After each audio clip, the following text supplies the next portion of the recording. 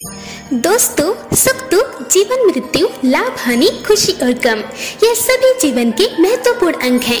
आपने जीवन में अनेक व्यक्तियों को राजा से रंग तथा रंग से राजा बनते भी देखा होगा। यह सब समय का चक्र है। हमारे लिए समय चक्र का दौर कैसा होने वाला है, यह कुछ संकेतों से मिलता है। समय की बात है जब नारद मुनि बैकुंठ धाम पहुँचे थे, तब उन्होंने भगवान श्री विष्णु से कुछ इन संकेतों के बारे में पूछा था। तब भगवान श्री विष्णु जी ने उन्हें बताया कि वह स्वयं मनुष्य के पास कुछ ऐसे संकेत भेजते हैं जिससे वह अपने आने वाले समय के बारे में जान सकते हैं। वह संकेत प्रकृति द्वारा, पशुओं द्वारा, कुछ शुभ संकेतों द्वारा तथा मेरे भक्तों द्वारा भी मिल सकते हैं। इसके लिए मनुष्यों को केवल उन संकेतों को समझने की आवश्यकता होती है। तो चलिए आपको उन संकेतों के बारे में बताते हैं जो स्वयं भगवान श्री विष्णु जी ने बताए हैं।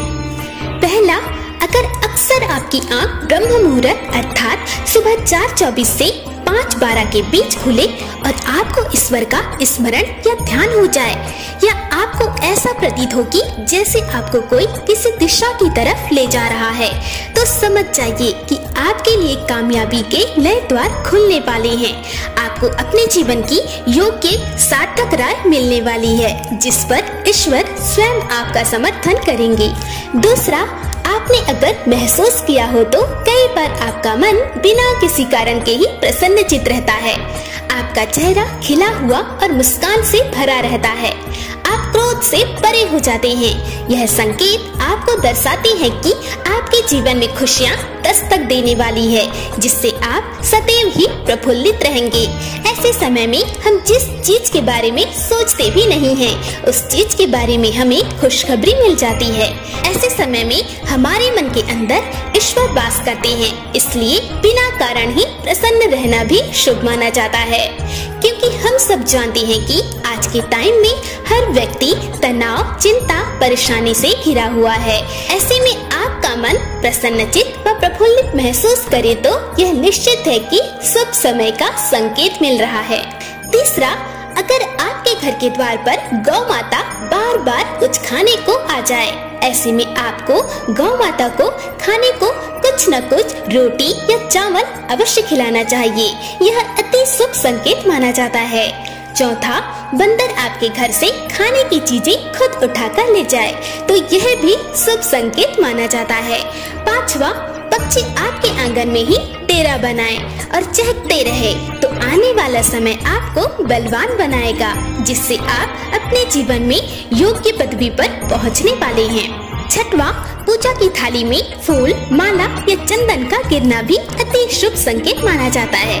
साथ ही घर में चांदी और सोने का आना भी शुभ संकेत है। सातवां, महिलाओं का बायां तथा पुरुषों का दाहिना अंगों का फड़कना भी अति शुभ माना जाता है। यह भी ईश्वर के द्वारा दिए जाने वाले संकेतों में से एक माना जाता है। यदि आपको ऐसा प्रतीत होता है कि ईश्वर की मूर्ति आपको बड़े ही प्यार से देख रही है और आपको देखकर मुस्कुरा रही है, तो यह भी आपके आने वाले शुभ संकेत की ओर इशारा करते हैं। 9वां, सुबह सुबह आप घर से किसी शुभ कार्य के लिए निकले हैं और आपको गौ माता के दर्शन हो जाएं, या आपको किसी साधु संत, महाराज या पुजारी का आशीर्वाद प्राप्त हो जाए, तो यह बहुत ही शुभ संकेत माना जाता है। इसका अर्थ यह है कि आप जिस काम के लिए भी निकले हैं, वह कार्य अवश्य ही सफल होगा। इन सभी संकेतों में से कोई भी एक संकेत आपको मिल रहा है तो समझ जाइए आपका अच्छा समय आने ही वाला है। दोस्तों, यह प्रकृति सदैव हमसे कांटेक्ट करती रहती है और हमें जीवन के हर चीज व मार्ग की जानकारी व संकेत देती रहती है।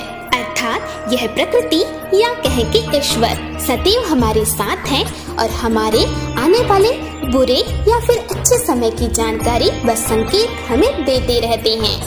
हर हर महादेव।